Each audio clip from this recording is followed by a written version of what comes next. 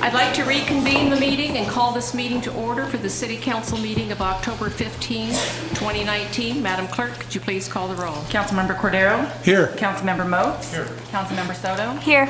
Councilmember Waterfield? Here. Madam Mayor Patino? Here.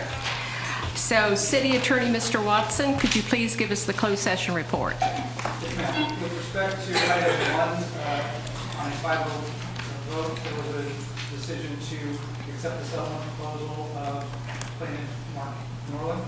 With respect to item 2, instructions were provided to council on the report. Thank you.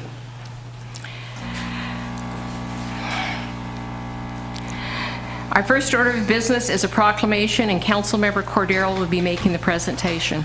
Thank you, Madam Mayor.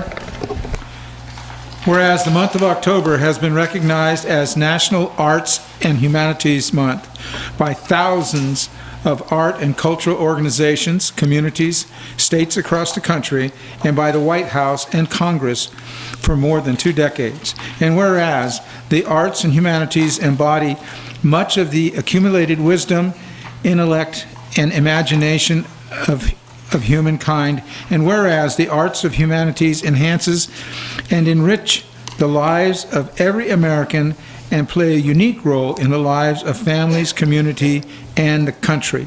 And whereas learning done in and through the arts contributes to the development of critical thinking, problem solving, imagination, and creative skills that are necessary for success in life. And whereas since 1965, Santa Maria Arts Council has been an umbrella organization for local arts groups and supporters.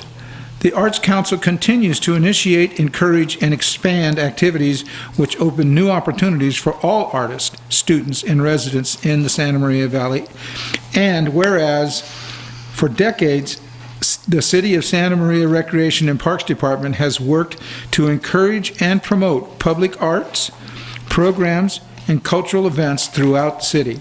And whereas in arts industry in Santa Barbara County also strengthens the economy by generating over $198 million in total economic activity, over $8 million in local government revenues, and supports the full-time equivalent of 5,857 jobs. Now, therefore, Alice Patino, Mayor of the City of Santa Maria, hereby recognizes October 1 through October 31st, 2019 as National Arts and Humanities Month in the City of Santa Maria and calls upon residents and surrounding areas to celebrate and promote the arts, culture, and encouraging greater participation in the arts and humanities within the community. In witness whereof, Alice Patino has set her hand and has caused the seal of the great city of Santa Maria to be affixed here to this 15th day of October 2019. And here to accept this is Marty Fast. There she is.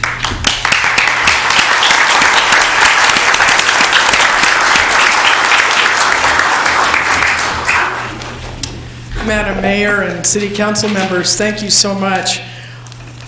We've been here, the Santa Maria Arts Council, since 1965. That's 54 years ago, which is probably longer than a lot of you were a twinkle in your father's eyes. We're a volunteer organization. Thank you very much. Oh, am I? Thank you. I'll just continue because I want to keep it short. You've got a lot of people here. We are made up of private citizens who believe in the importance of cultivating the arts in our community. It takes private citizens, schools, local government, and partnerships with business, and most especially vision, to create a vital, lively, caring, connected community like Santa Maria. How do we do that? I want to share the words of Leonard Bernstein, who wrote this in 1970. He said, "It is the artists of the world, the feelers and thinkers, who will ultimately save us, who can articulate, educate, defy, insist, sing, and shout the big dreams. Only the artists can turn the not yet into reality. How do you do it? Find out what you can do well. uniquely well, and then do it for all you're worth. And I don't mean doing your own thing in the hip sense. That's passivity. That's dropping out. That's not doing anything. I'm talking about doing, which means serving your community, whether it's a tiny town or 6 continents. Our job, the call to all of us in this room and beyond, is to serve our community through our actions, and as Leonard Bernstein said, to do it for all we're worth. We in the Santa Maria Arts Council are doing it for all we're worth, and we are proud to be part of the fabric of the vibrant and wonderful community of Santa Maria. On behalf of the Santa Maria Arts Council, I am proud to accept this on behalf of our group and to thank you for the continued support of the City of Santa Maria in support of the arts and culture in our community. Thank you so very much.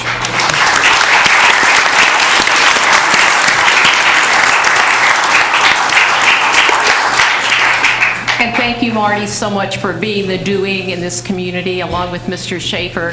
And you have done so much as your dad did in this community. So I encourage you to keep it up, and thank you. Thank you.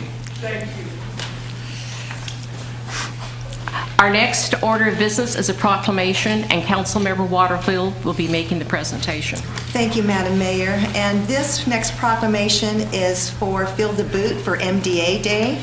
Whereas the International Association of Firefighters have been working with the Muscular Dystrophy Association in their fight against neuromuscular disease for over 60 years. And whereas the Santa Maria Firefighters Local 2020 members selflessly donate their time and energy to supporting the battle against muscular dystrophy by filling the boot each year for the MDA. And whereas in 2018, Santa Maria Firefighters Local 2020 raised more than $22,367 for MDA through the annual Fill the Boot campaign, and will again be contributing to this great achievement through their Fill the Boot event on October 26, 2019. And whereas through their daily service to communities and their dedication to the Muscular Dystrophy Association, local firefighters contribute greatly to the well-being of all residents and give so much hope for families fighting neuromuscular diseases. Now therefore, Alice M. Patino, Mayor of the City of Santa Maria, hereby recognize October 26, 2019 as Fill the Boot Day for MDA in the City of Santa Maria, and encourages all residents and businesses to support the efforts of the local firefighters and Muscular Dystrophy Association. And here to accept this is firefighter Nick LaMonica.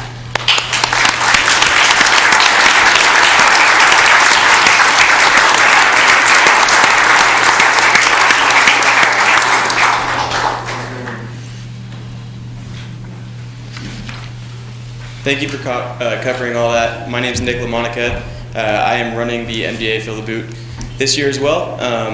Just want to say thank you to the community, our fire administration, and all the city officials for supporting this event. We look forward to another successful year. Thank you. Thank you. Thank you so much.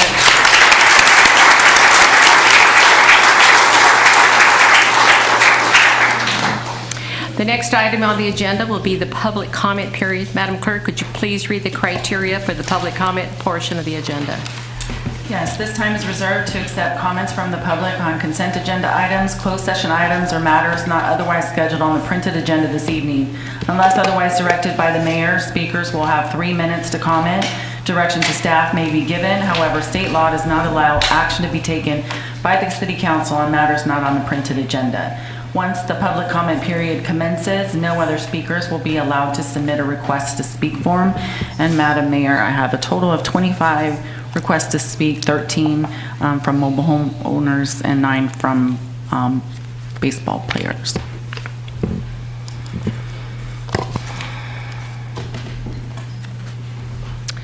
Okay. So the timer is going to go on for, do you want to do 3 minutes, 2 minutes? Let's do 2 minutes. The timer will go on, and please be respectful of everybody else's time. Walt Brown, followed by Jerry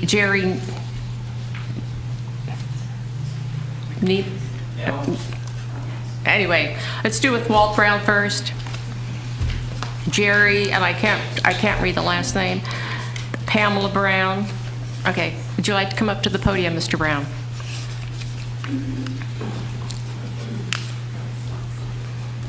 I support the Casa Grande lease, and I'm a resident there. Thank you. Thank you. Jerry. It looks like it's N-E and it's C-M-S, is that correct? N-E-L-M-S. Oh, that's an L, I'm sorry. Okay, I'm sorry. Would you please come up? Yes.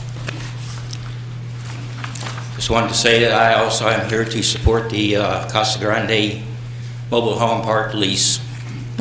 Thank you. Pamela Brown, followed by Paul Kirk. Okay, well, if you don't clap, then you can hear the names, okay? Pamela Brown, followed by Paul Kirk, followed by Kathy Gentry. Good evening. My name is Pamela Brown. I am a resident of Casa Grande for 6.5 years, and we've gone to the meetings. We've reviewed the lease. We have signed it. We definitely are in agreement with it. Thank you for your time. Thank you. Paul Kirk, followed by Kathy Gentry, followed by Lloyd Gentry. Madam Mayor and council, staff, thank you for the time tonight. The first thing I'd like to say is I support not only our police department, but our fire department and the wonderful job they did in saving a lot of our homes in Casa Grande. Absolutely, I want to thank them for that. I'll use the balance of my minute and a half this way. I worked on the negotiation committee for the HOA of Casa Grande, not only this past year of 2018, 2019, but I also worked on the negotiating group for the HOA 10 years earlier. I'm very aware that the model lease was not enforceable, but I also worked with the Nesbitt group and the stakeholder group to support, and I do support tonight, a enforceable model lease 2020. Let me use my last minute to say why. It's very important that we look at this housing. A lot of people call it low-income housing. You certainly have a lot of people that live in the wonderful mobile home parks in the community. Some of them have negotiated over a period of years. Our park has been very fortunate. We have a good faith owner, we have a good commitment, and we, this year again, got through a negotiated process, a wonderful lease. And we also want you to know that we have supported the model lease because we believe the other parks that may not be represented well and who have not potentially had the opportunity to have a lease need some framework. And that's the purpose of the model lease in an enforcement form. And that's why we in Casa Grande, who have signed our lease, and the purpose of signing it moving forward was that during this year, we've had a lot on our plate in Casa Grande, but when we completed after 18 months of negotiation, our homeowner association said, let's get it signed and move on. Thank you. Thank you. Kathy Gentry, followed by Lloyd Gentry, followed by Victoria Brown. Hi, my name is Kathy Gentry, and I live at Rancho Buena Vista, and I support the lease. Thank you. Lloyd Gentry, followed by Victoria Brown, followed by Carlos Escobedo.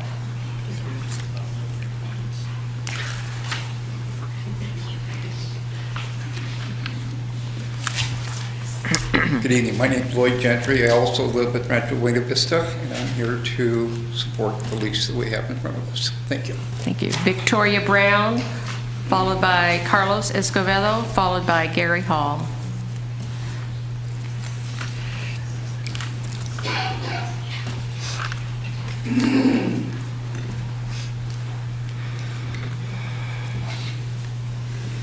Good evening, Madam Mayor, City Council members, and City staff.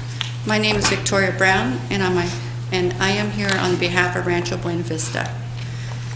Mike Judge of Casa Grande and Bob Headley of Casa del Sol are not able here to make it tonight, as October 15th, they have a lot of deadlines to meet due to their line of work. I thought it might be helpful to offer the following recap of events leading up to this meeting. Since December of 2018, there have been 6 stakeholder meetings attended by representatives of the city, the residents, and the parks. In late July of 2019, our attorney prepared a draft of the model lease. The terms of the model lease were discussed at the stakeholder meetings. On October 2nd of 2019, city staff sent a revised model lease and represented that it was going to recommend the version to the city council. On October 9th of 2019, city staff sent our attorney a first draft of the enforcement agreement between the city and the parks that will follow or companion to the model lease. On October 11th of 2019, our attorney submitted her proposal revisions to the enforcement agreement to city staff. More on that later. It is our understanding that the model lease and enforcement agreement will be on the agenda for the November 19, 2019 City Council meeting. That's pretty good progress in less than a year, and we thank the city, the residents, and the other participating parks for the time and effort they had put into this process. Thank you, Mrs. Brown. Thank you. Carlos Escobedo, followed by Gary Hall, followed by Eileen Encinas. Madam Mayor, City Council, City of Santa Maria. It was August 6th, right here, when I listened to one of the park's residents talking about how she fell in love with Santa Maria a couple of years ago, and now she's struggling to pay the rent, pay medicine, going through all of this really hard stuff that sometimes we don't see. And being at these mobile home meetings and looking at all those stories really touched me, because I'm an immigrant. I came here and I fell in love with this city. I choose this city because I love it. Everything, the tri-tip especially. But this lady was talking about moving because it's too expensive. She has to move to Utah, and that's not fair. That's not fair. And even though that we might not be living in a model home park, we're one community. So we have to embrace that and support each other. So today I came here to let everyone know that you guys have my support. Let's find a real agreement so you guys can stay here and enjoy the city. Thank you. Thank you. Gary Hall, followed by Eileen Encinas, followed by Esther Jensen.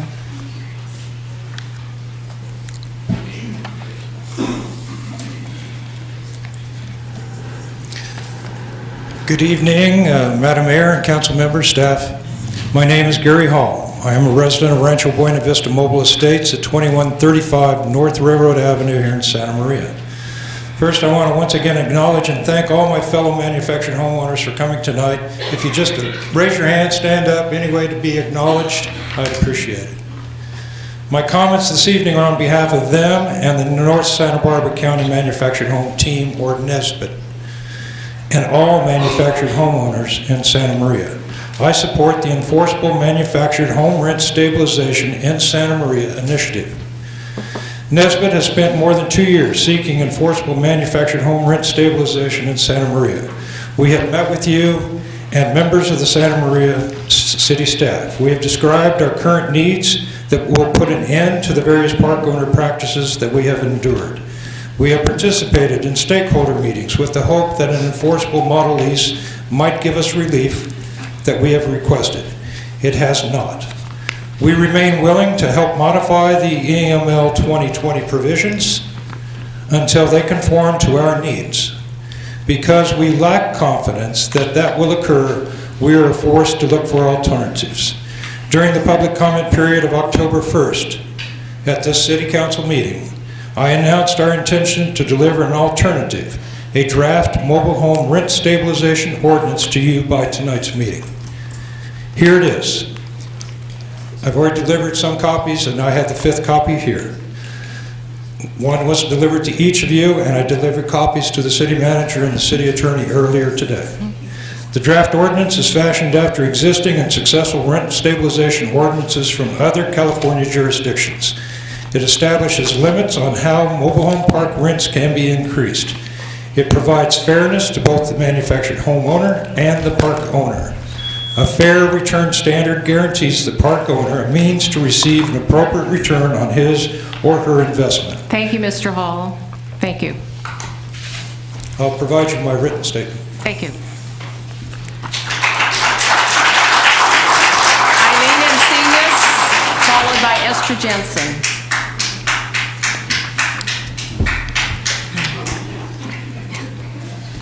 Good evening, Madam Mayor and council members. My name is Eileen Armijo from La Maria Mobile Home Park, representing the North Santa Barbara County Mobile Home Team. An editorial in the Santa Maria Times spoke about the need for affordable housing, saying that 20% of California's senior population lives at or below the federal poverty threshold as of the end of the last year. Any sort of emergency could send them spiraling down. Another statistic quoted was that California leads the nation in poverty, with almost 6 million people living at a level or below, and that 35% of California residents are living in severe economic distress, increasing the need for affordable housing in our city. One way to address this problem would be to create enforceable manufactured home rent stabilization here in Santa Maria. Please remember that mobile home park residents are in a unique situation. They usually own their home but not the land, which leaves them very vulnerable. The land can increase in value for the park owner, but as the rents go up yearly by the CPI, the value of the mobile home decreases. Every time a mobile home is sold in our park, the rent goes up 10%, and the new owner loses value. Although the homes are called mobile, they are not. The cost to move them and the lack of a park that will take an older mobile home makes it virtually impossible. The city of Santa Maria needs affordable housing, especially for seniors and low-income residents. 101 cities and counties in California, many on the Central Coast, have enforceable manufactured home rent stabilization. Why not Santa Maria? In the stakeholders meeting with the city staff, only 4 parks are represented, but there are more than 14 parks in the city. They also need to be represented. City Council member, please be proactive by putting this on the agenda. Thank you. Thank you. Esther Jensen, followed by Lois Sullivan.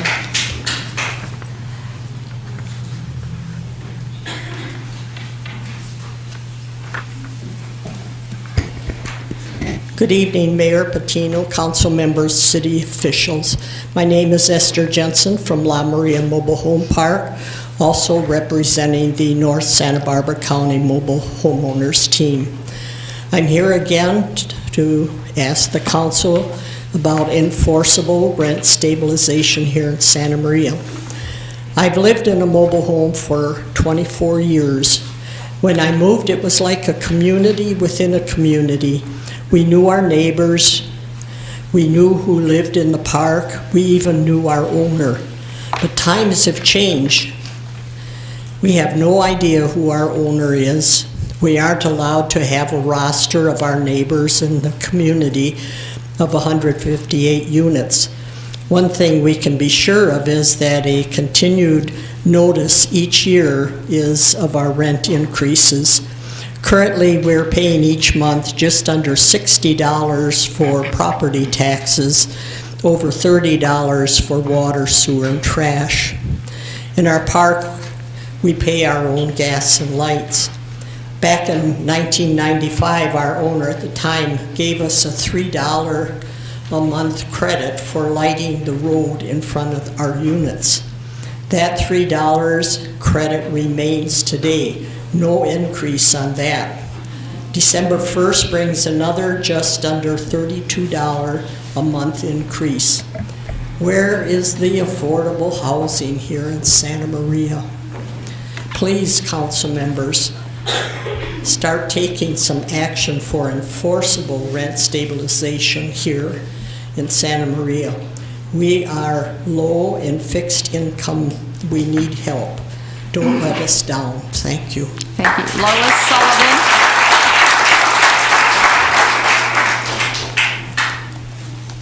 Lois Sullivan, followed by Lisa Toke.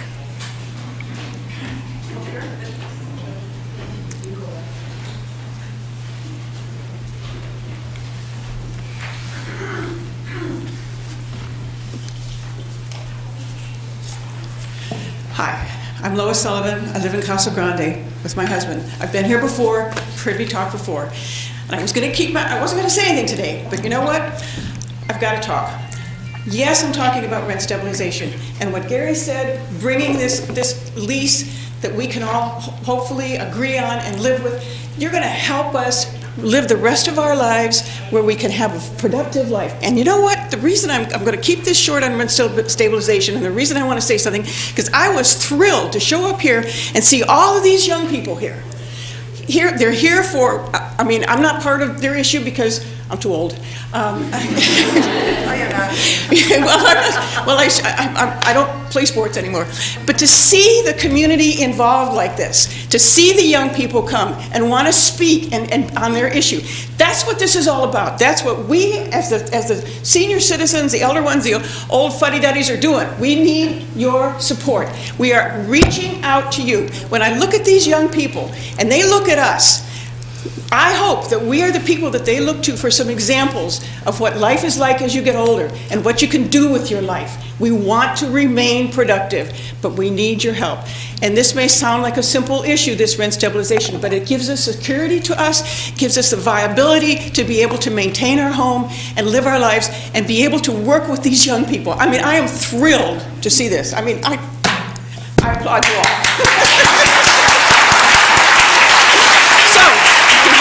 It's fantastic. As a representative of my issue, we are reaching out to you. What we ask, you reach back. Thank you. Lisa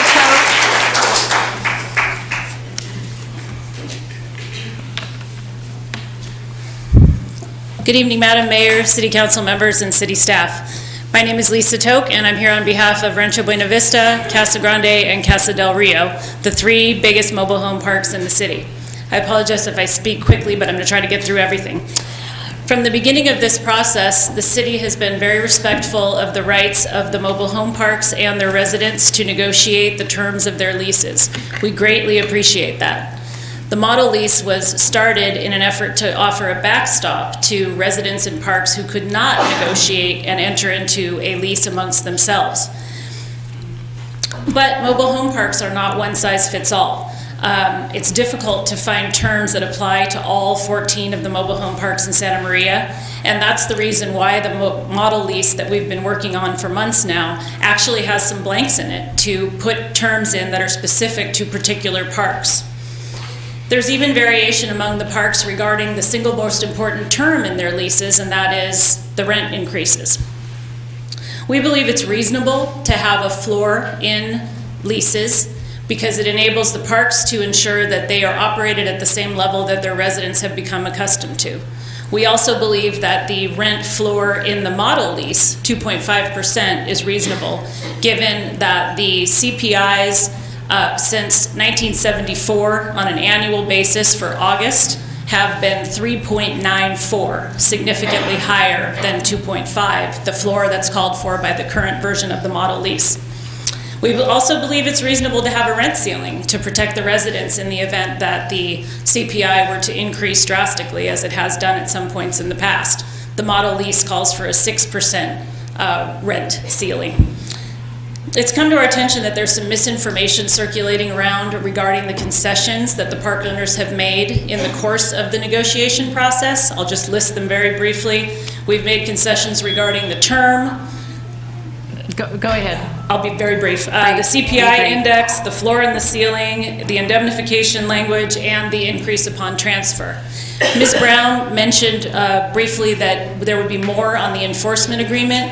I actually stand here tonight with the enforcement agreement that the city attorney and I have been working on, signed by my clients, who represent 980 of the 1,651 park spaces in Santa Maria, and I would like to present that to the city attorney if I may. Thank you. Excuse us. Can Mr. Hall complete his statement? Yes, Mr. Hall, you certainly may complete your statement. Thank you so much. Thank you.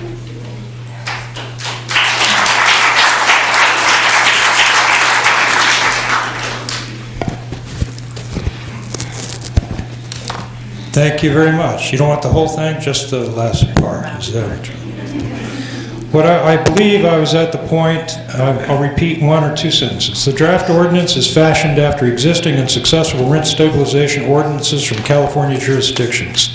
It establishes limits on how mobile home park rents can be increased. It provides fairness to both the manufactured homeowner and the park owner. A fair return standard guarantees the park owner a means to receive an appropriate return on his or her investment. Furthermore, the draft ordinance addresses two needs not yet met by the proposed enforceable model lease. One, it includes specific enforcement provisions, and two, it will protect the homeowners that do not have or want long-term leases. We look forward to working with you to gain your support for promptly passing this important ordinance. We remain anxious to get the enforceable manufactured home rent stabilization in Santa Maria on the City Council agenda. Apparently only then can you have the meaningful discussion you seem anxious to conduct and eventually demonstrate your support or opposition with a vote.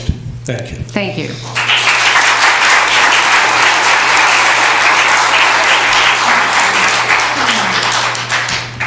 Okay, we are going to switch gears and go to people that are interested in the baseball issue that we have tonight. Anyway, I realize, again, some of you are here to speak, and if you could keep it to 2 minutes. If you can say, maybe you're a coach of a team and you can show how many people you have in support of your team, that'll be fine. And I'm just trying to go through this as expeditiously as possible. So, Michaela Malena.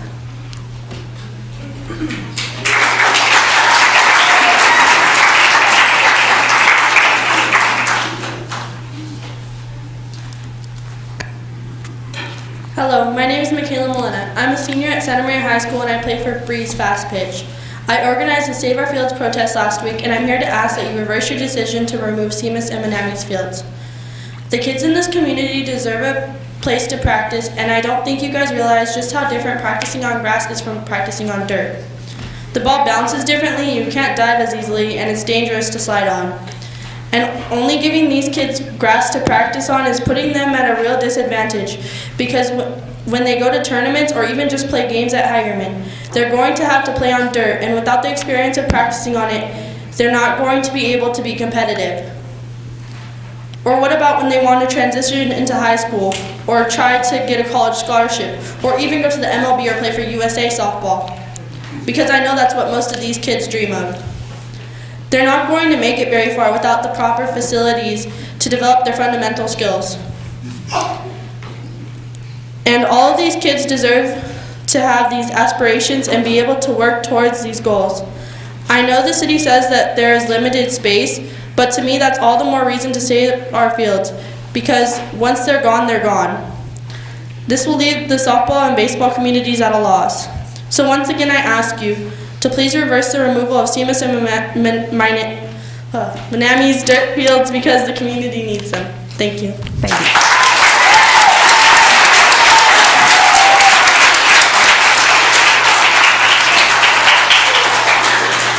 She did a great job last night. She didn't have any notes, I don't think. Bob Malena, followed by William Malena, followed by Larry Hillswap. Good evening, Council. My name is Bob Millen. I'm a former coach of Santa Maria Girls Softball. I coached over 45 years ago. When they first started Santa Maria Girls Softball, all we had was a t-shirt and a shorts which resembled a PE class. And that's all they gave us. Through the years, we have brought this league, Santa Maria has brought this league to where it's at today, where we have these girls playing tournament ball, fall ball, and we're showing girls how to play this game and sending them to college, and they were even in the Olympics. We've had a number of baseball players come out of Santa Maria. We had a number of fields that used to be out here. We had Armstrong, which was taken away because of the noise factor, and then they put a playground in there. But I couldn't see that. But I had wonderful times with these kids. I had a lot of kids who are out there. I'm a second generation Santa Marian. I have my kids who have played ball. My grandkids are playing ball, and I want to continue to have them play here. And I've seen what's happened to Santa Maria, what our forefathers did to our beautiful city, and don't do that to the kids. Don't do that to the fields, because we need fields for our girls softball, and we need them from you guys to make decisions and make the right decisions, because there's room for everybody in this town. But we need some space for the girls and little boys and kids out there. Okay, thank you. Thank you.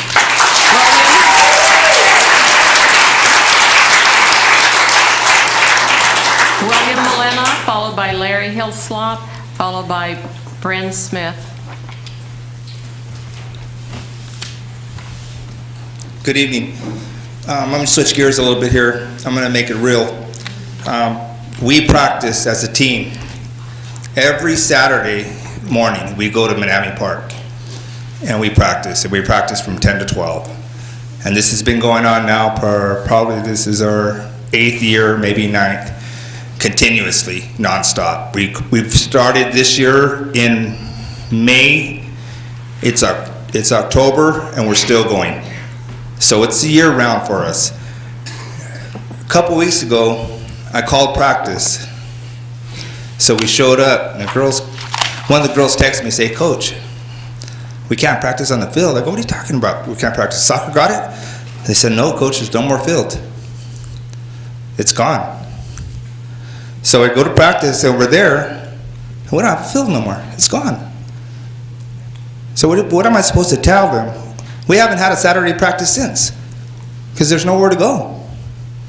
So what am I supposed to tell my kids? You know, yes, we're finishing. Some of us are finishing because it's our last year for some of them. They're going to age out. But this is the present. We need to think about the future. And if we take these fields, there's not going to be a future. And I'm not trying to make a sad story about this, but I'm just making it real. You know, everybody says we cover them up, everybody can play on them. No, that's not going to happen. You cover up these fields and they're going to be gone. You're not going to see anybody practicing on this field. Not softball, not baseball, nothing. So it has to be reversed. I've been to council meetings, and I'm not disrespectful to you guys, because you guys do your jobs, but I've heard the term over and over and over. We demand soccer complex. We demand. You know what? For once, let the baseball community, softball community demand our fields. Thank you.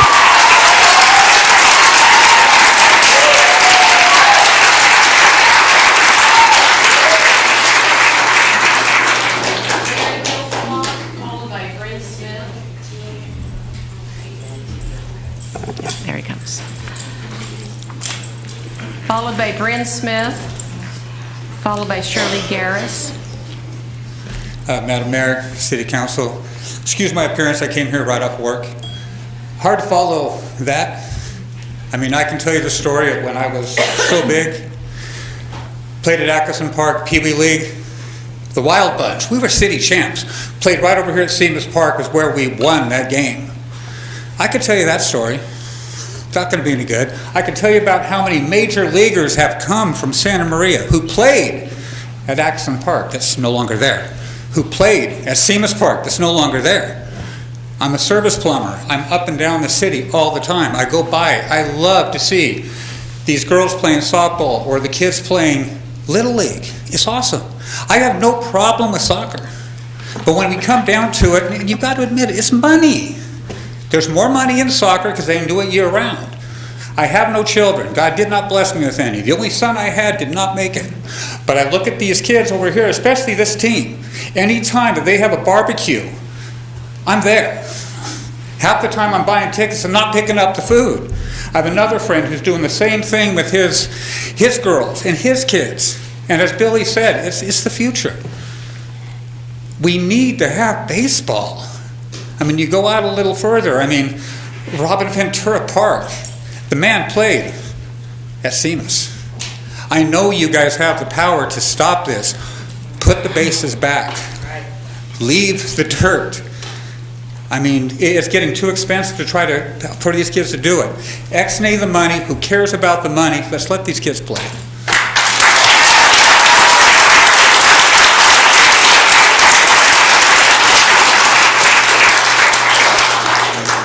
Followed by Shirley Garris, followed by James Molina. Good evening. I am living proof that Major League Baseball does happen, and I am living proof that you do have a dream. I am from Santa Maria. I started playing baseball here when I was 8 years old. I spent 13 years in the major leagues. I played at Elks Field. I played at Fester School. I played at Seamus Park. I played in every park in the Valley of Santa Maria. I am currently the president of Orchid Babe Ruth, trying to keep baseball alive in our area. I have a history thing that I want to go over, but I don't have enough time. But let me just educate you real quickly. According to an article in the Santa Maria Time Archives, the first baseball team in Santa Maria was organized in 1880. In 1902, a team called the AF Company 9, backed by the AF Flasher Mercantile Company, was formed. Apparently, this team was powerful enough to draw attention from professional managers such as Connie Mack and Fred Clark. There was no World Series at that time. The reason was because they were waiting for a challenge from the AF Company 9 to play. They stopped the World Series to come here to Santa Maria to play the best 9 players that we provided. My concern out of this whole thing is that greed is taking away the dream of these kids. I had a dream at 8 years old to play Major League Baseball. At 15, I made a decision that I wanted to play Major League Baseball. Thank God I got there. But how I got there was through Butch Seamus, through Carl Barbertini, through Joe Hagerman. Joe Hagerman, I have a little quick article that I want to go over with you about him. Although he was deceased at the time of this writing, Joe Hagerman remembered opening of Elks Field. As of later on, he was part of the Parks and Recreation Commission from 1956 to the 1980s. Therefore, after being recognized with the Joe Hagerman Sports Complex. However, when he died on July 16, 2008, his last words were to his niece Penny, tell them to save Elks Field. Baseball has been here before anything, and without it, you have taken away the dreams of our future, of our kids. These kids need to have the dreams. They should be living their dream, and they should be trying to fight for their dream. I'm fighting for baseball, and shame on anybody that's thinking otherwise. Thank you.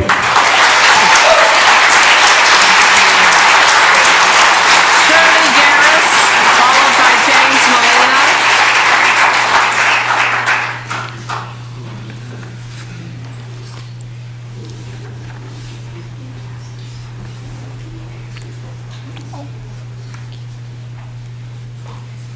Good evening.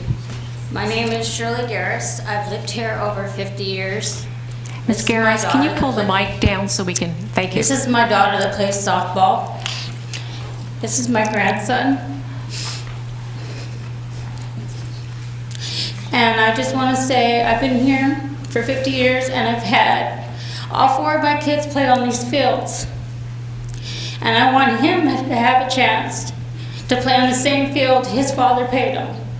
And I want his kids to be able to play on his field that he played on. So if you could do that, we would deeply appreciate it. James Molina.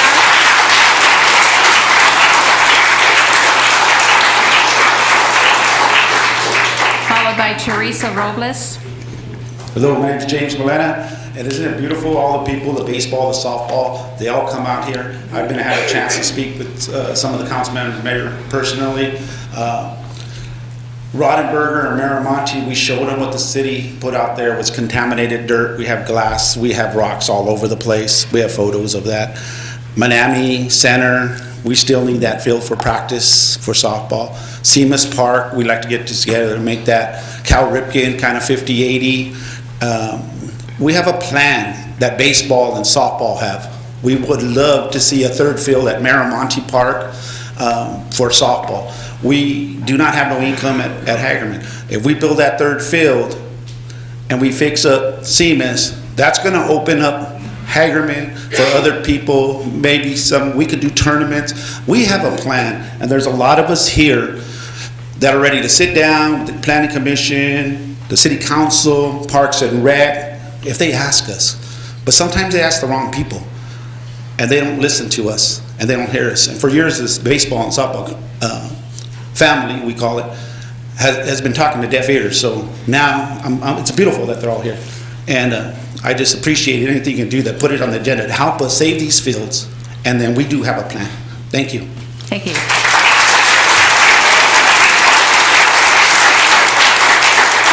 Teresa Robles.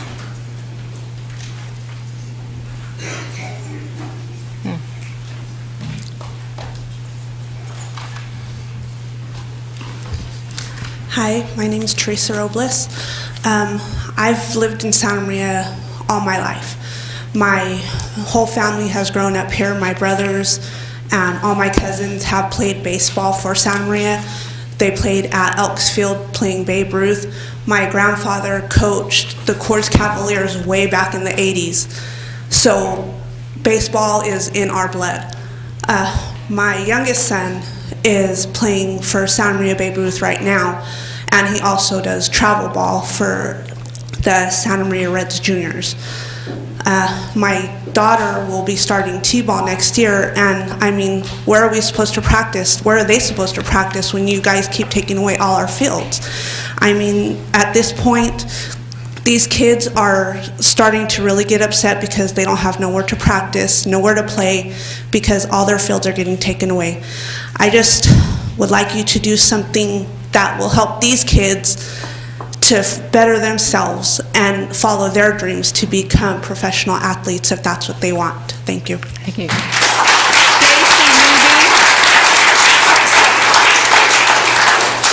Stacy? There you are. Thought I saw you there. Followed by Stephen Baird. Hi, my name's Stacy Newby. I'm here as a representative of Babe Ruth, I guess. I did it for 40 years, and I kind of resigned last year because my mom's been sick. But I have been the commissioner of Babe Ruth, and I'm still the assistant commissioner, and that's Lompoc to Paso Robles. We work well with Bryn out in Orchid. Our field, Elks Field, we're afraid. We keep hearing it may go. I've spent every night there almost my life. My husband coached there, my son, my son-in-law. My son played, my son-in-law played. They've all done high school. They've done the Indians there, my son and my husband. The Packers. But more and more people are on Elks Field, and the city is really good about, the Park and Rec is really good about giving us first priority as a youth group, and we get our schedule, and then somehow it gets changed because of whatever reasons. We've put on many regional tournaments for Babe Ruth. People love coming to Santa Maria and playing at Elks Field. We've put on state tournaments, and anytime anybody turns anything down, I always raise my hand. We'll do it. We'll do it. We'll do it. We'll do it. And I do think that Miramonte and Rodenberg are kind of far for the kids that live Tunnel School area, Pioneer, Tommy Kuntz, Presker Park. That's a long way, and if your parent's working, I'm not sure how they're going to get there. At least when it was at Hegerman, it was a straight shot down Blosser, Donovan Blosser. Now it's weaving through town, and the parents don't get off. And some of the parents don't even have cars, so it's a coach picking them up or whatever. I want everybody to play, you know. Seamus Park's been there forever. My family, my parents, my grandparents, we were all born here. We're all from here. Anyways, thank you. Thank you, Stacy. Stephen Baird, followed by Sarah McDonald.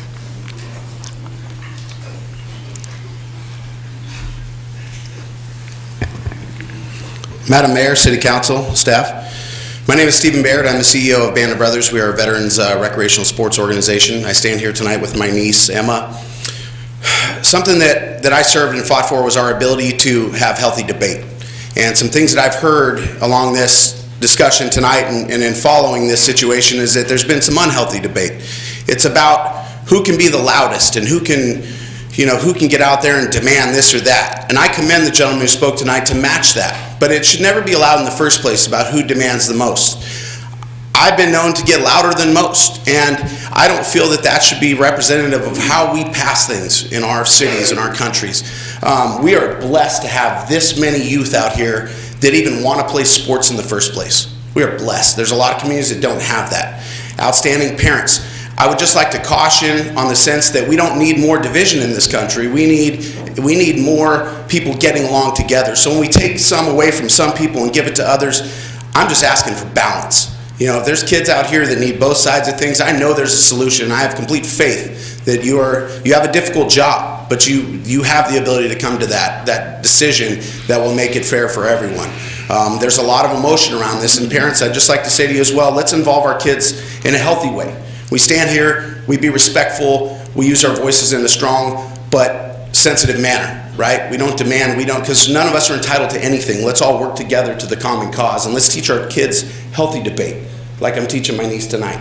So all you kids in attendance, thank you. Stand up, have a voice. Never, ever allow your voice to be stepped upon, but also remember that other people have a voice too, and we need to come up with solutions. Thank you. Thank you, Mr. Baird.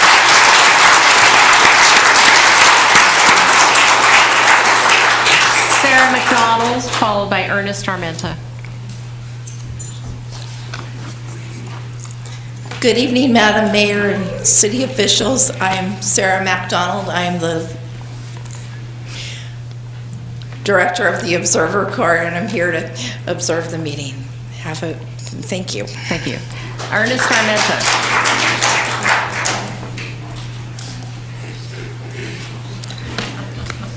Madam Chair, Ernest Stephen Armenta, City of Santa Maria. It's been a long time since I've seen this house been filled like this. This is a direct result, ladies and gentlemen, for all you baseball fans. This is what you get when you vote for individuals like this. I don't hold back. My position has been very clear. When this chamber has been empty, I said that all 5 councils need to be removed. I see that many here, you're coming up here and you're asking to save the baseball fields, but these folks, they knew what they were doing. They knew this has been coming on for a long time, and they allow it. They talk about youth activities, right? We're going to help the kids. And then you look at every juncture you see, that this is what you get. A couple of meetings ago, Mr. Posada put on a presentation that they were going to renovate, put lighting at the baseball fields, right? But what they didn't tell you is that your baseball fields were going to be disappearing. Let me end by this, Madam Chair. I've said this before, that we have $18 million a year for Measure Youth funding for youth activities. I've been asking the Santa Maria Youth Football to come up here, baseball organizations to come up here, and get a piece of that money. And this council has repeatedly just gave it all to the public safety. I'm happy to see them here. That's good. I hope that this year, when voting comes, that you people will decide who you want as mayor, who you want as a council members. And if you're satisfied with what you're getting, there you go. And if not, then maybe it's time for we get some new mayor and new council members and drain the swamp. Drain the swamp and just get rid of some of these folks for the better. Thank you.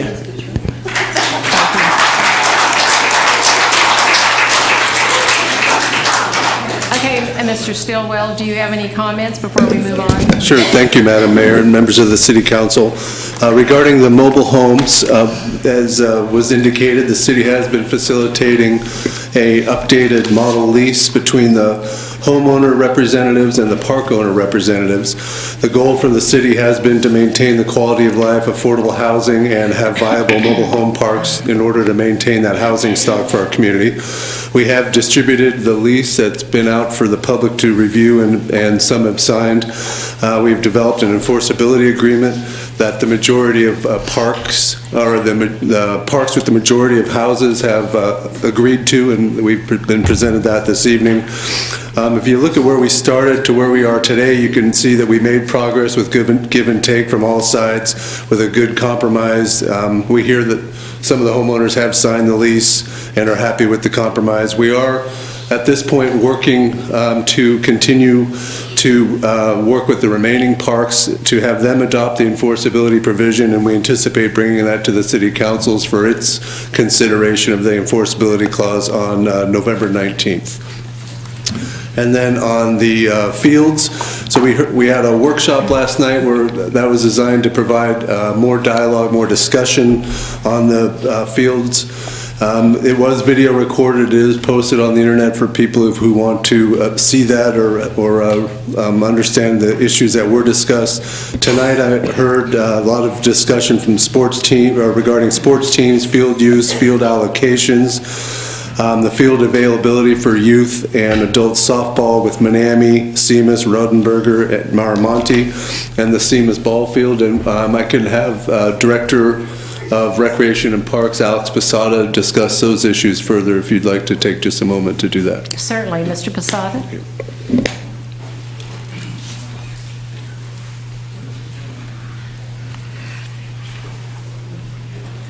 Good evening, Mayor, members of the City Council, and for everybody that came out tonight to speak on the topic.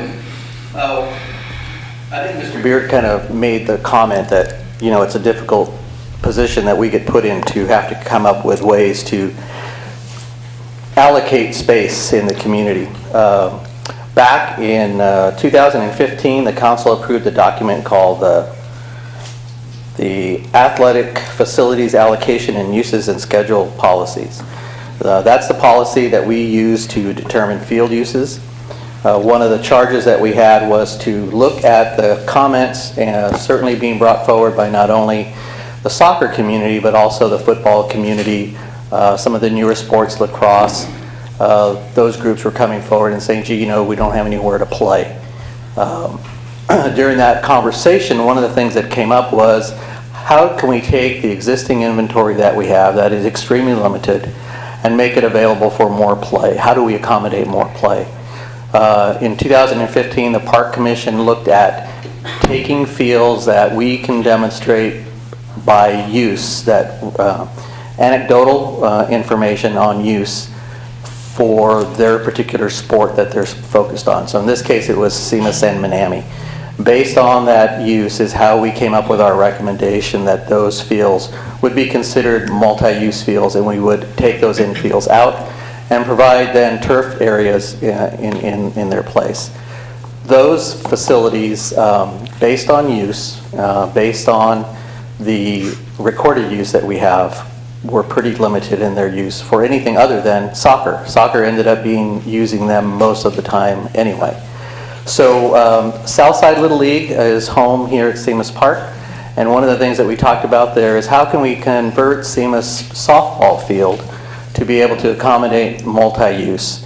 And one of the ways was to go ahead and turf that field, and also provide the ability that during Little League season that we could come back and put in, leave the bases and those kinds of things, temporary mound, which is what they already use, a temporary home plate, those kinds of things. We looked at alternatives, how we can continue to keep the Little League use of that field during their season. So we did look at a number of those things. There were some comments made about baseball field. The baseball fields, with the exception of that field, aren't being impacted by the plan. Softball, certainly we know that there's a demand for the field space. In the proposal that was gone over yesterday is that the city has 6 fields. Hagerman has 4 tournament level play fields that are available for youth use virtually 6 days a week during the softball season. Those are available for practice on Mondays, Tuesdays, Thursdays, and Fridays from 3:30 until 6:30. when our adult league starts right after that, about 6:45. So the other condition that was mentioned was Rodenberger and Miramonte. So those two fields were in less than playable condition for a number of years. They really were designed for practice fields. So when we removed the infields from Manami and from Seamus, that infield material, which is usually a combination of brick dust and some other material, were moved out to Rodenberger and to Miramonte to make those fields more playable. So those, I know Mr. Milena mentioned that there was debris and those kinds of things. Those fields aren't finished yet. There's still some more material that needs to be added. They need to be groomed. We've gone through,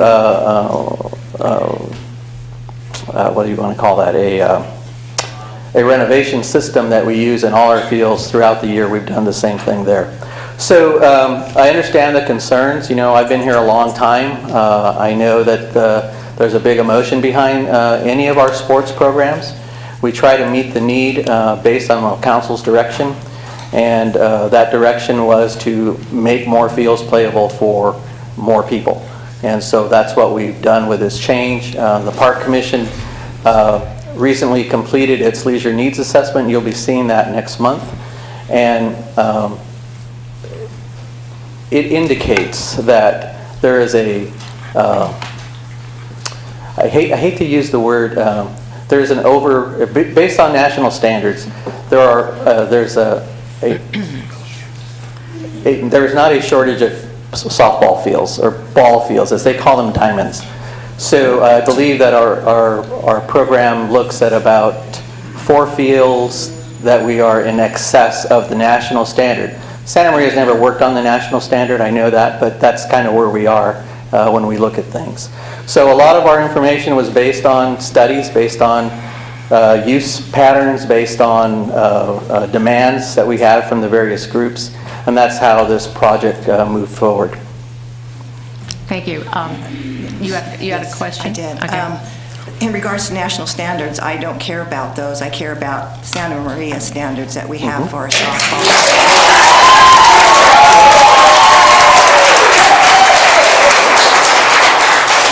This was passed in 2015. It took 4 years to figure this whole thing out, but it did not go through the Parks and Recs Commission at all, which should have been filtered through them so that the softball players and everyone would have an opportunity to speak at it. I did go to Miramonte Park. That dirt is not acceptable. There's glass in it. And there's I know I am kind of, this is public comment. I should not be saying this stuff, but I feel it's very important that you should at least know a council person's opinion in regards to that. We need to keep the dirt in place. We don't need to let go of any of the softball or baseball fields.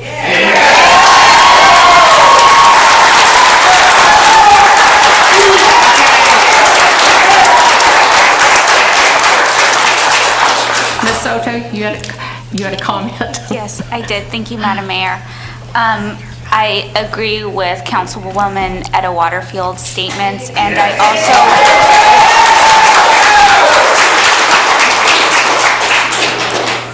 what I'm hearing is the need for more open recreational space here in the city of Santa Maria. But the solution shouldn't be taking from one to give to another. The job should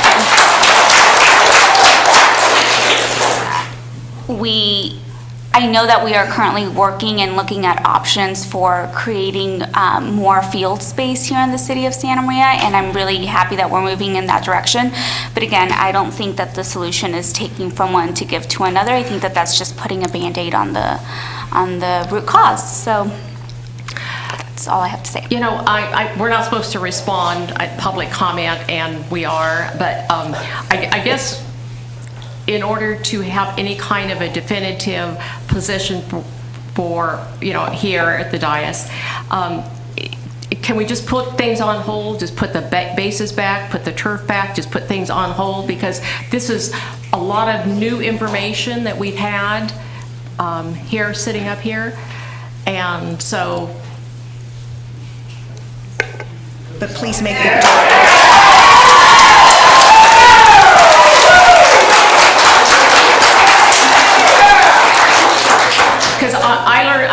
lot last night just from comments that people were making, and I'm sure, you know, the three of us were there last night, so we learned a lot. And anyway, Mr. Stillwell, that's doable? So, Madam Mayor, we can bring this, yes, we'll stop the work, we'll bring this item back to the council for discussion of leisure field use. But please make sure that the dirt is in good condition, because there was glass and rocks and everything in it, so that needs to be repaired as well.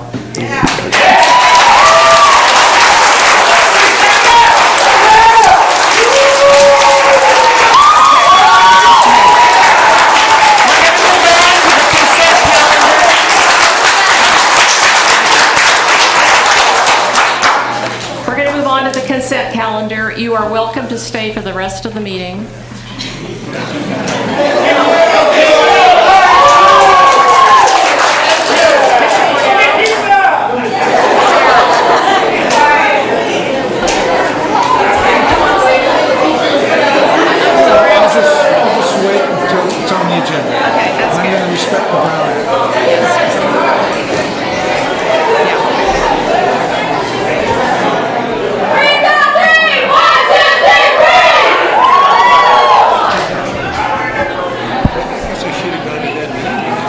At least they're screaming happy stuff.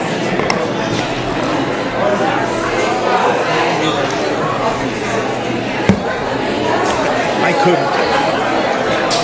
I went to a neighborhood watch meeting. I haven't been to one in years. You went to one last night? Yeah, with Rafa. Well, they invited me from the town meeting we had over at the church. Reconnected with some people. We're gonna have a neighborhood watch. Would you come?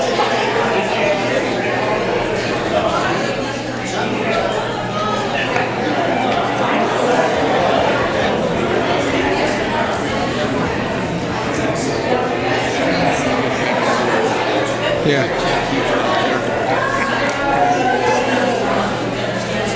Okay, moving on to the consent calendar. Madam Clerk, could you please read item number 3? Routine items are presented for City Council approval without discussion as a single agenda item in order to expedite the meeting. The consent calendar is approved by roll call vote with one motion. These items are discussed only on the request of council members. Does anyone have any items they wish to pull for discussion? If they don't, then I would like to go ahead and approve. Do you have an item? I do, Madam Mayor. I'd like to pull item 3D for further discussion, please. 3D? Anyone down? I didn't look down here at the last one, so anything down here? Okay. 3D? Yes. I would just like to ask a couple of questions, Certainly. if that's okay. My understanding is that there was a charter school there, and I just want to make sure, in that same building, and I just want to make sure that that charter school indeed has moved out of the vicinity, and also to ask what are the determining factors in approving an ABC license here in the city of Santa Maria. Mr. Stillwell? Madam Mayor, members of the council, the two criteria the city has for placing or for approving or considering beer and wine licenses are the density or proximity of other establishments that have beer and wine licenses, and then the crime rate. And as we indicated in the staff report, for this particular site, neither of those criteria rose to the point where they were a factor on this particular application, so that's why we're recommending approval. As far as the Councilmember Soto's question, whether there are additional factors, we don't take into consider other sensitive uses that are in the neighboring area, such as a school would be, but Councilmember Soto's correct. The charter school that was there previously has ceased to operate at that location.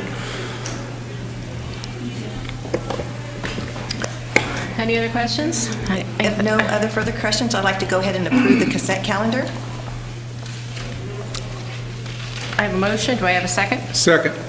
I have a motion and the second to approve the consent calendar. Any further discussion? Hearing none, Madam Clerk, could you please call the roll? Councilmember Waterfield? Aye. Councilmember Cordero? Aye. Councilmember Moats? Aye. Councilmember Soto? Madam Mayor Patino? Aye. Okay. The next order of business is appointments. Madam Clerk, could you please read the title and give the staff report? The City Council will consider making one appointment to the Library Board of Trustees. Madam Mayor, members of the City Council, I have, as I just mentioned, the request before you tonight is to make one appointment to the Library Board of Trustees for an unexpired term ending in July 2022. The board currently has one vacancy and one new application has been received from Charlie Baker Boyd. Is Mr. Boyd here this evening? Okay.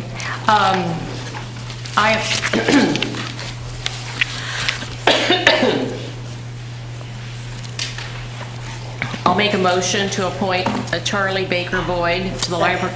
Let me finish. Board of Trustees, and you get a second. Any further discussion? Hearing none, Madam Clerk, could you please call the roll? Madam Mayor Patino? Aye. Councilmember Waterfield? Aye. Councilmember Soto? Aye. Councilmember Moats? Aye. Councilmember Cordero? Aye. The next item is a regular business item. Madam Clerk, could you please read the title?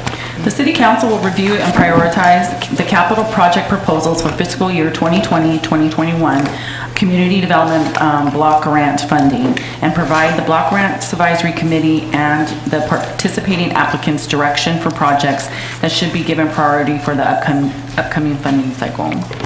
Thank you. The staff report will be given by grant specialist, Ms. Vella. Good evening, Madam Mayor and members of the City Council. We come before you tonight.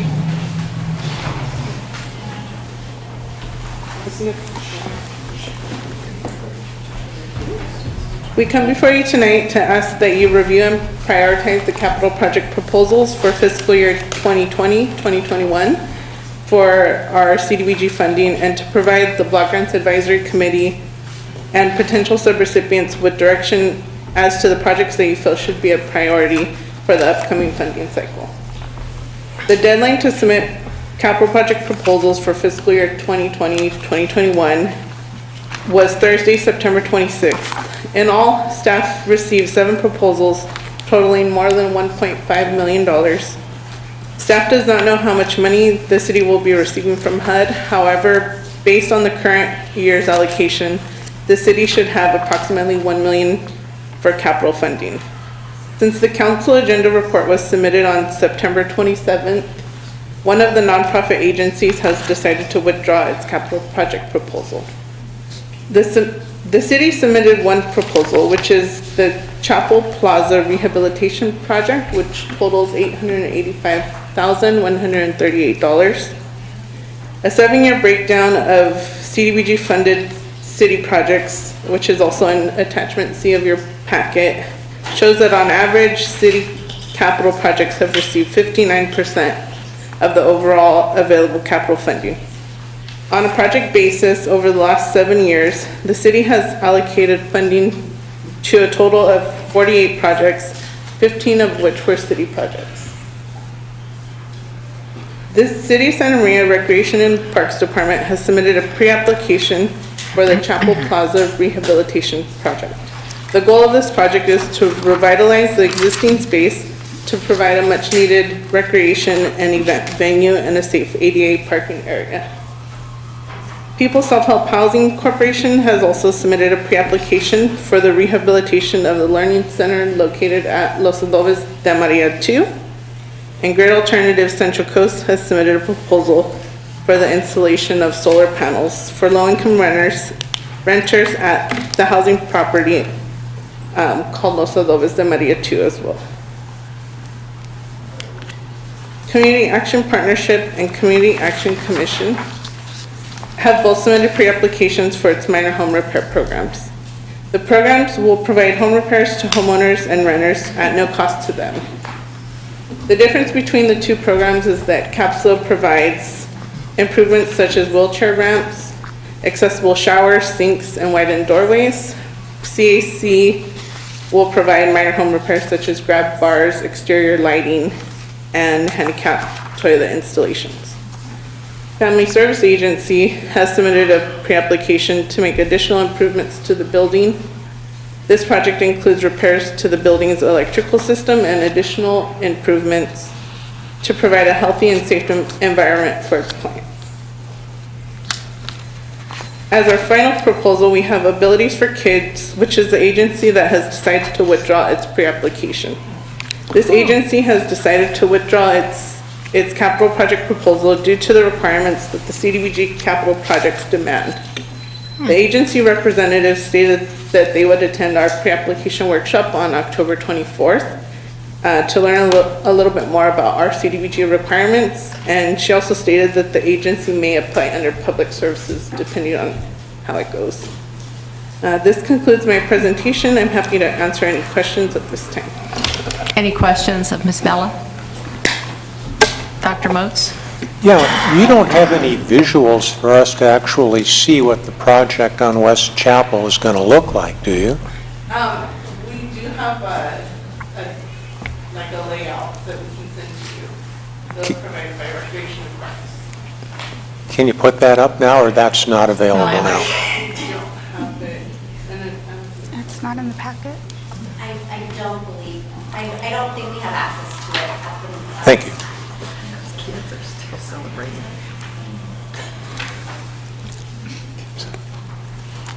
No other comments? Okay. Any written correspondence? No, Madam Mayor, we do have 2 requests to speak, though. Okay. 2 requests to speak, Mr. Armenta and Carmen Rivera. Mr. Armenta. Madam Chair, Ms. Ernest Armenta, City of Santa Maria, I'm requesting maybe if the staff could, if this council could postpone the Chapel Plaza Rehabilitation Project until the council is given more information, like what Mr. Dr. Moats stated. Maybe the staff can present to the council exactly what they're going to build in a layout and photo, so they can see it, and then you can actually, I think that'd be better for the public and for this council. If you're not saying no to the project, you're just saying, staff, you come back and you give a full presentation of following Mr. Moats' questions. Under Self-Help Housing Corporation, I would ask the staff if they can tell me the Learning Center at Maria de Dobis, I believe that's by Blosser, is that open to all the public or just the residents there?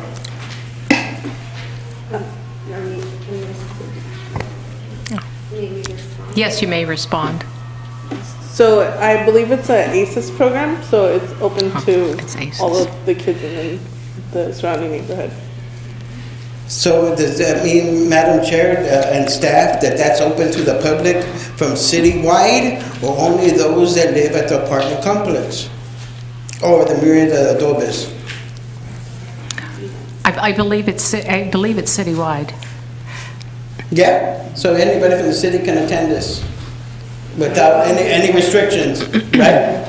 No, as long as they belong to the ACES program, yeah. Okay, then I'll be opposing it. It should be for all those who are not academically in the ACES program, because that's what that is. ACES program is for those that are high achievers, which is a good thing. But for those that just regular students that maybe are not in the ACES program, I feel that that's being left out. That if you live right there across the street from the Maria de Adobes, you can't go over there and excel and grow in your education and get the benefit from all the public funds that the city's putting to Maria de Adobes. So I'll be opposing that one, and I would ask that this council just put on the back burner the Chapel Plaza Rehabilitation Project until the staff is more prepared to present a full presentation to the council. Thank you. Carmen Rivera. Madam Mayor? Pardon, yes? Sorry, Carmen. Is it possible to just clarify a few things that Mr. Armenta Sure. stated? Just for the public, ACES program has nothing to do with academics.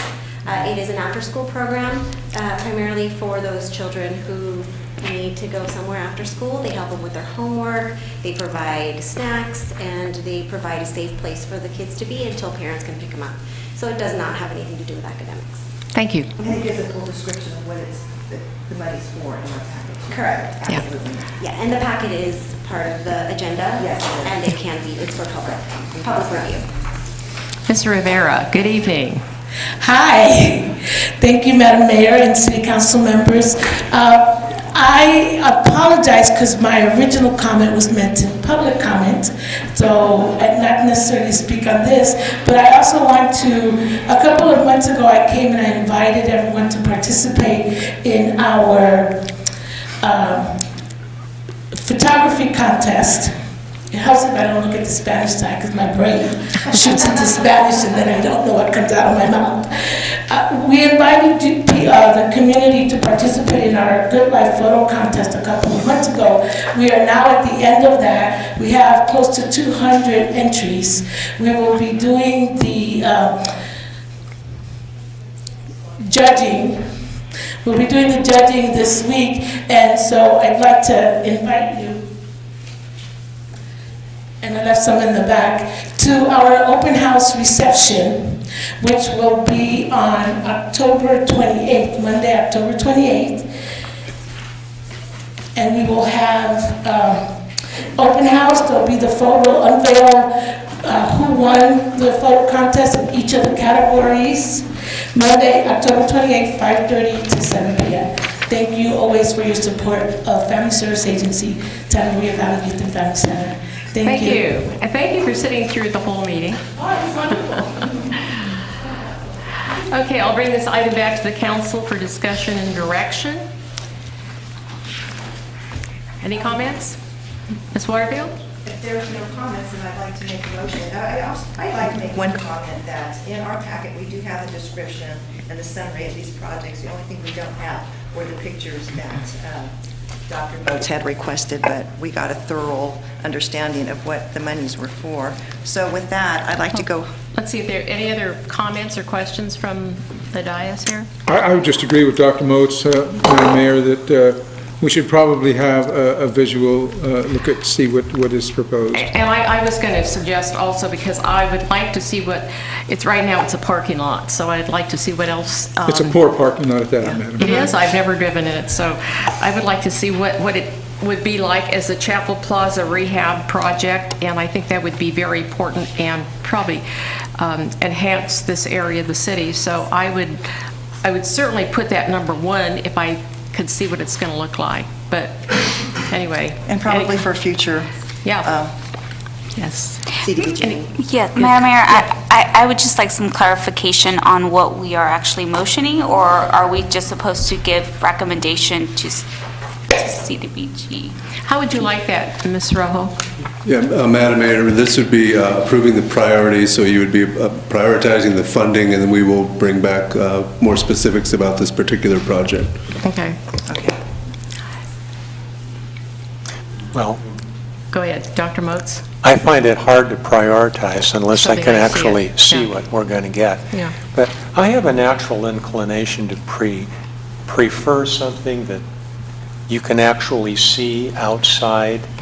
I mean, although the area is said not to be blighted in our package, that parking lot certainly looks blighted. I mean, you know, when I was bicycled out there on Sunday, first of all, there's nobody parking there. Mm-hmm. And I don't think I'd want to park there. And, you know, it looks like it was sort of semi-maintained, but, you know, I would just like to see what it looks like. But if it looks good, yeah, I would favor something like that, because I think that would just make a good visual impression of the city. Madam Mayor, members yes, of the City Council, we do have the email that was sent to us with the picture. I would just need to bring it up on the computer. So if you would like us to take a couple minutes to do that, we can definitely try to bring it up on our computer, or you can see it from my phone. Do you want to do that? Do you want to postpone it till you get it and you go over and drive it, or? Well, it would only take 2 minutes. 2 minutes. I'm Okay. assuming that's how long it would take for us to log on to the computer and have it projected up. I'm hoping that it's connected that way, that we can do that. Okay, clock's ticking. Go ahead. Normally, we don't ever really get concepts for the proposals, so this, normally we don't need the pictures, but since we have them, we can definitely provide it. Okay, we'll work on it.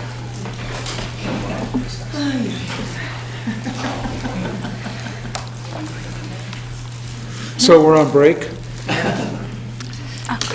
Sounds like. You want to run through and do what we all accomplished in the last 2 weeks? I still need your name and the proof on the building so that I can make contact for that solar. Yes, you. Yes. Email me with it and I'll see if I can find that guy's name so we can work on that. Mr. Cordero, what are you doing?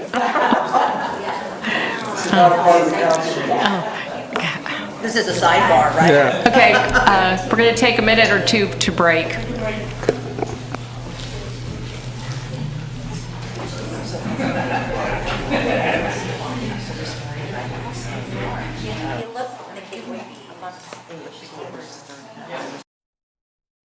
From the T? From the T? Oh. Oh, I'll keep you.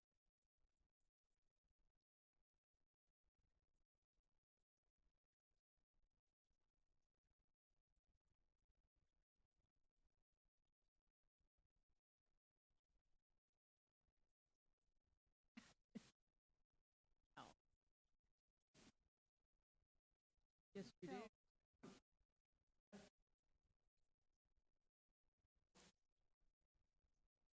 But that's why we ignore. I know, right?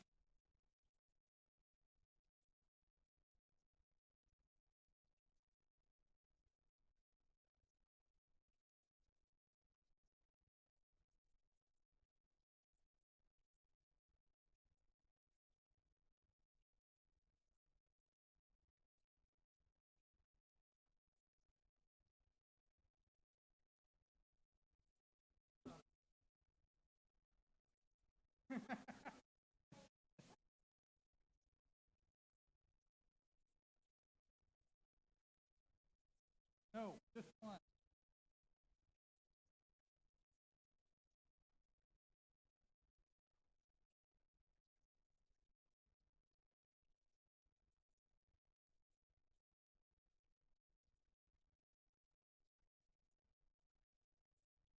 Load, but I don't know.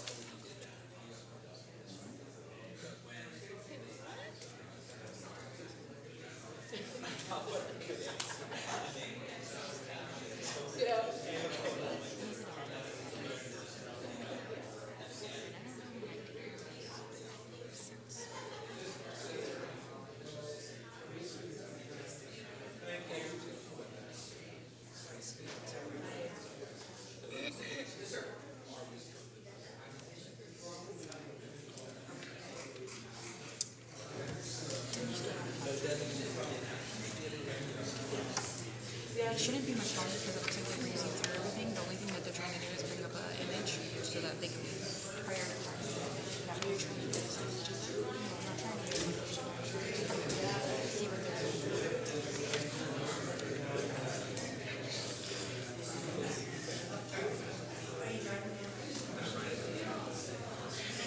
It tells you the process kind of off the edge.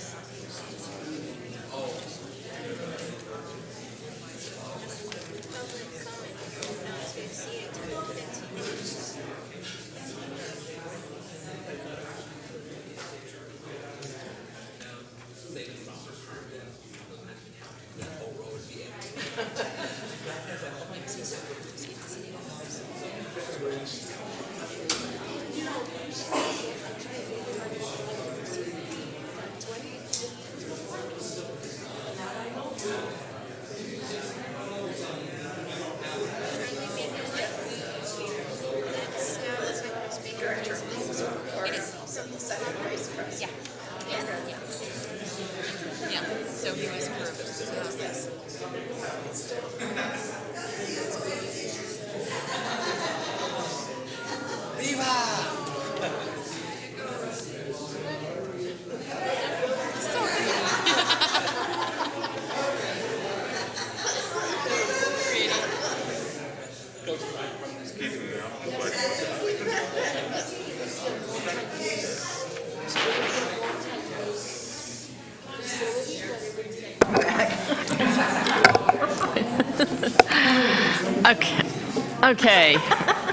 Okay, Miss Rojo.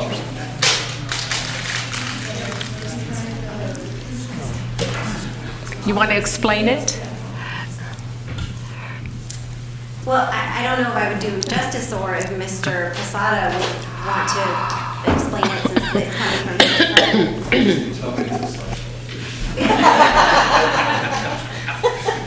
Thank you, Mayor, members of City Council, Ms. Rojo, thank you. So the proposal, for those of you who don't know the area, it is a municipal lot. It was part of the redevelopment agency. It was developed so that the businesses along West Main Street would have parking in the back. For orientation purposes, the Palms Motel is in the lower left-hand corner of that picture. And then what used to be the old System Stationers and now the thrift store is about midway in that circle that you see, the green circle. The idea here is to create some event space, some activity space, take the blight that's there now. There's huge pine trees that have just kind of erupted all the infrastructure around there. We would just like to get it cleaned up. The idea is to use it as a community space, have events on the weekends, being able to secure the lot so we can keep overnight vehicles from parking in there. Mm-hmm. But the idea is that it would remain some ability to be kind of a dual purpose. Maybe we have a food truck event, or maybe we have some other thing going on there. It gives us a venue for like Friday night event that where it is now, it's a parking lot. Where it would be here, there'd be some amenities, there'd be some features that would be provided to make it a destination point on the west side there. Staff has worked with Public Works on this, and this is the concept that they've come up with.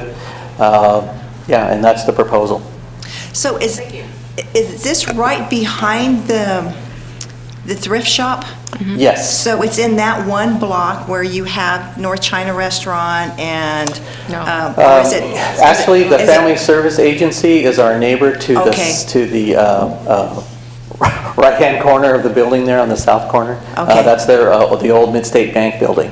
So they're our immediate neighbor to the east. So, immediate neighbor. So it's compatible when that gets when the private ownership in that goes in that direction, it's very compatible to what you're building right here, where you can cross over the street and... Yes. Okay. Oh. Any other questions, Mr. Posada?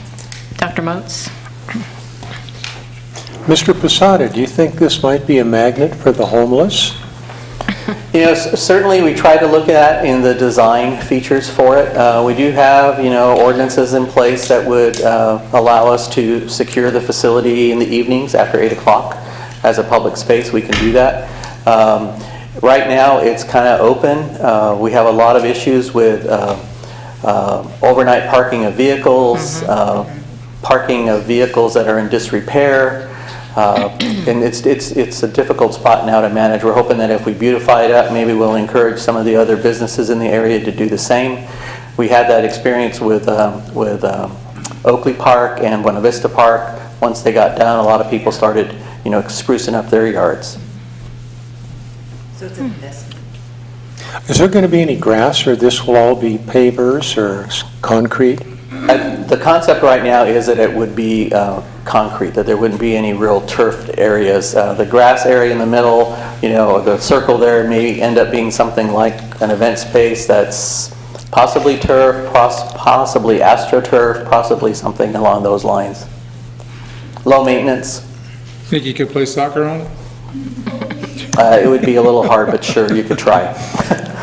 Madam Chair, since this is a newly brought up photo, can the public speak, or it's your call? Go ahead, Mr. Armenta. I would go with my original statement, postpone it until you get better, till Mr. Posada brings a true drawing or presentation of what is actually going to be there. I think it'd be better to put the lot up for sale and see if we can attract some business around that area.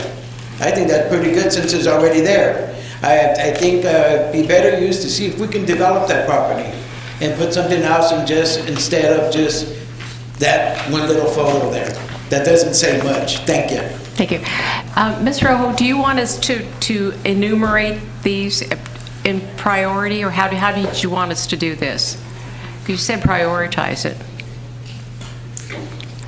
Yes, ideally, since the ask, if you add what all of these agencies are asking for, if you add it all up, it's more than what we are going to potentially get. It would be nice for the agencies to know where they stand. So then I'll make the motion. Go ahead. But to go ahead and list each project in, is that how you want me to do that? By priority. Yeah, right, okay. Yeah. Go ahead, Ms. Waterfield. Okay. I'd like to make a motion to providing direction to the Block Grants Advisory Committee and the CDBG funding applicants regarding capital projects proposals in this order. The City of Santa Maria Parks and Recs, Chapel Plaza Rehabilitation Project, $855,000. People Self-Help Housing Learning Center Rehabilitation, $188,250. Grid Alternative Solar Panel Installation Project, $180,000. Community Action Partnership Minor Home Repair, $120,000. Community Action Commission Minor Home Repair, $75,000.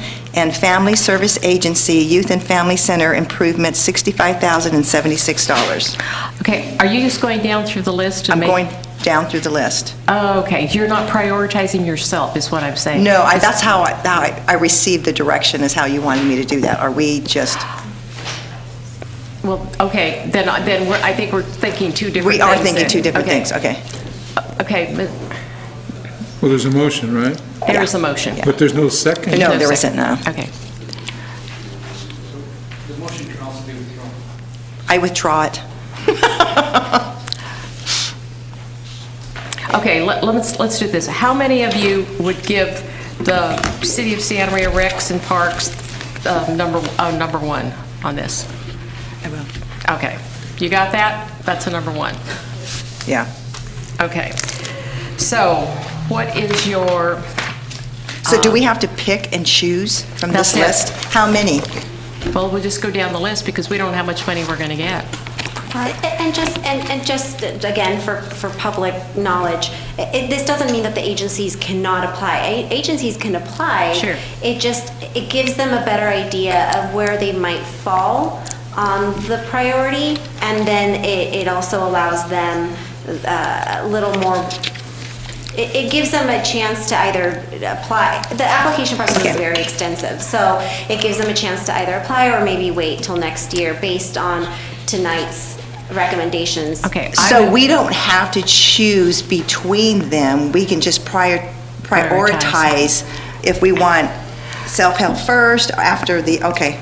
Correct. So we can include all of them then? Correct. Oh, Okay. yes, Oh, my gosh. definitely, yes. Okay, I'd okay, like to okay. put the Family Service Agency second. Is there any problem with that? Oh, yeah, well,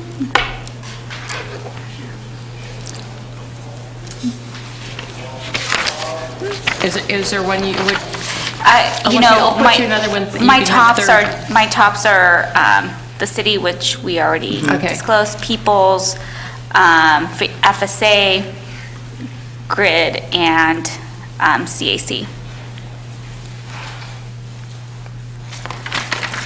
The only reason I Oh, did and- Family Service Agency is because they do a lot of youth and family things, and they really, really need the improvements there. It's an old building. So can we do that second? That's fine with me. Okay. So anyone want to put anything in for third? Our preference? People Peoples? self-help, yeah. People self-help? Yeah, mhm. Is that okay? Yeah. I tend to feel inclined to make minor home repair programs of a lower priority, and solar panels of a lower priority. Well, to me, solar panels would be at the end of this, but, So there's two minor home repair programs. That's CAC and then CAC. the Community Action Partnership. So those low priority along with Grid, but then that's I would say all we have left. I would like to see Grid not at the very end, but I would like to see it up on the somewhere in the top, just because the folks who live in Los Adobes and Maria are some of our most low-income family units, and this will give them an opportunity to save on utility bills.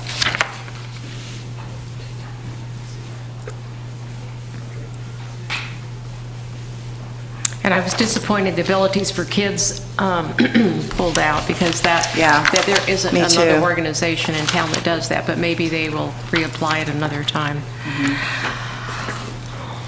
Okay, as far as I'm concerned, the Grid alternatives would be last. I would certainly put the CAC up there with minor home repair programs. So that would be because four? you've got seniors that really need some of this done so that they can have the mobility that they need. Some of those home repair programs also, Madam Mayor, would include health and safety issues as Yes. well. That would be like weather stripping, energy efficient hot water heaters, things of this type that would supply some basic health needs for these primarily older people and people Yes. on very low income. Yes, and this is all. Okay, so that would be number CAC. 4. Number 4? Number 4. And then we have the other minor home repair program. Do you want that 5? And then I'm Grid good 6? with that. And then Grid 6? Yeah. Again, I would just like to advocate too, if we can just And move we- Grid and up. We may have the money to do that also. Yeah, we don't know how much money we're going to get. We don't know how much money we're going to get. So Would do you want like me to make the motion you in can that make a order? motion. Okay. All right. I revised my motion and provide recommendation to the Block Grant Advisory Committee and CDBG funding applicants regarding capital project proposals in this order. Number 1, the City of Santa Maria Recs and Parks, the Chapel Plaza Rehabilitation Project. Do I need to say the amounts too? No. Because we don't, yeah. Number 2 is the Family Service Agency, the Youth and Family Center improvements. Number 3 is the People Self-Help Housing Learning Center rehabilitation. Number 4 is Community Action Minor Home Repair Program. Number 5 is Community Action Partner Minor Home Repair Program. And number 6 is Grid Alternatives, the solar panel installation project. Okay. Is there a second? Second. Okay, any further discussion? Okay, hearing none, Madam Clerk, can you please call the roll? Councilmember Waterfield? Aye. Councilmember Moats? Aye. Councilmember Soto? No. Councilmember Cordero? Aye. And Madam Mayor Patino? Aye. Ms. Rojo, did you get what you needed? Okay, thank you. Next item is a report by City Manager, Mr. Stillwell. Thank you, Madam Mayor and members of the City Council. 2 notes for upcoming items. One is on October 22nd at the Radisson at 7:30 a.m. The city will have its annual State of the City address presented by the mayor and the city manager. That's at 7:30 on the Radisson next week. And then our next meeting of the City Council is November 5th. And items of note on the November 5th agenda will be the building and fire code amendments updates, the first quarter financial report, and you'll note that was, we are bringing back certain budget amendments that we, when the council adopted the budget, asked to reconsider at the first quarter. We'll have and technical amendments for the Santa Maria Municipal Code, and that concludes my report. Thank you. Okay, yeah, the code compliance plan is also on November 5th. Oh, so that'll we'll be bring that to you. exciting. Yeah. Thank you, thank you. Okay, next is oral reports of council members. Who would like to start? I'll go. I've got to find out where I am now. Shoot, okay, October 1st. October 1st, I attended the Minerva Luncheon, which was a fabulous luncheon. That luncheon is always great. A lot of wonderful ladies attend that luncheon. October 3rd, I attended LAFCO board meeting. Later that evening, the Santa Maria Police Council held their membership social and board meeting, and that was our membership meeting. That was excellent.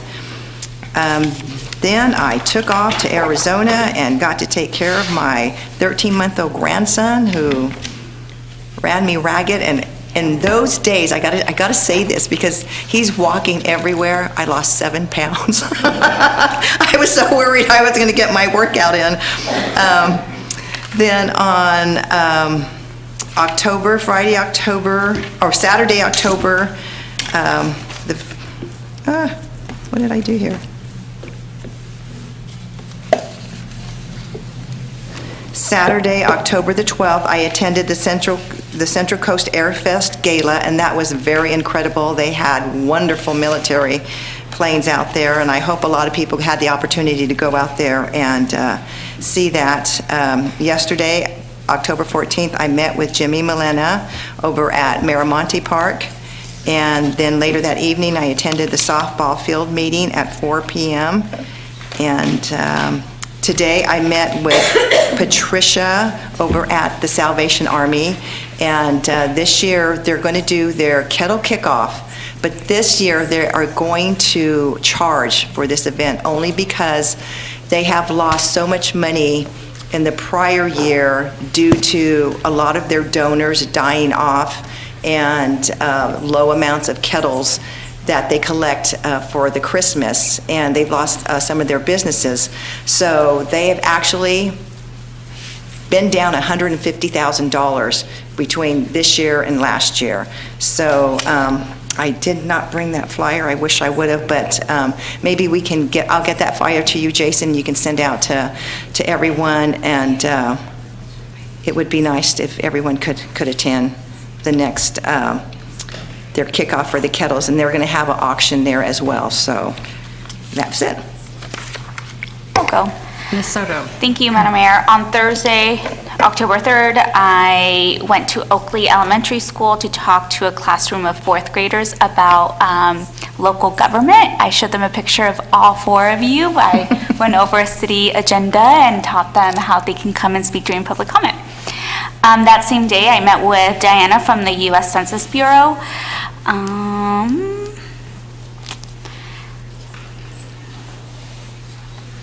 don't know I think that's pretty much it. I presented the proclamation at the Smooth Board meeting on October the 9th. On Friday, is it Friday? On Friday, October 11th, I attended the Latino Community Breakfast hosted by Congressman Salud Carbajal in Santa Barbara.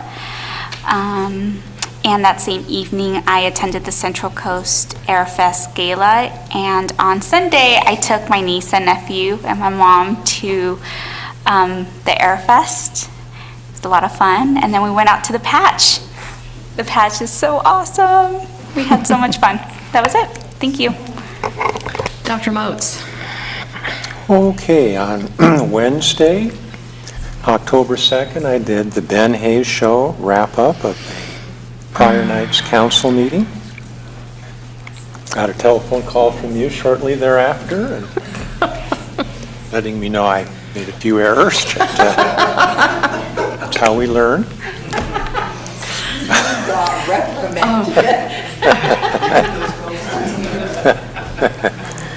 On Thursday, October 3rd... Well, you know I'm listening to you, right? I went to the Operation Surf Dinner here in Santa Maria, honoring the disabled veterans who are learning to surf at Ted Ortega's house. On Tuesday, October 8th, I went to, belatedly, went to the northwest part of our city's town hall meeting. I got there just in time to say goodbye to everybody.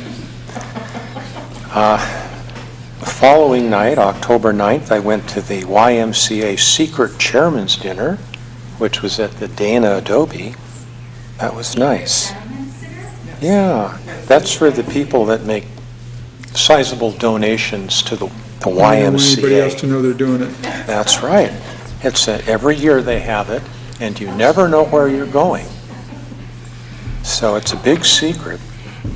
On Thursday, October 10th, I went to the Boys and Girls Club for Back a Youth Night, where I and a youth spent about an hour making things and playing games. And on Friday, October 8th,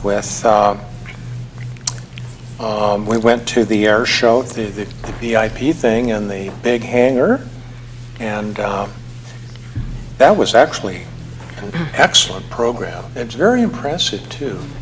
A very large hangar was open, and they had 3 World War II era aircraft out there lit up with all kinds of lighting, and we had the Semi-Andrews sisters doing 40s music, and Councilwoman Soto was there, too.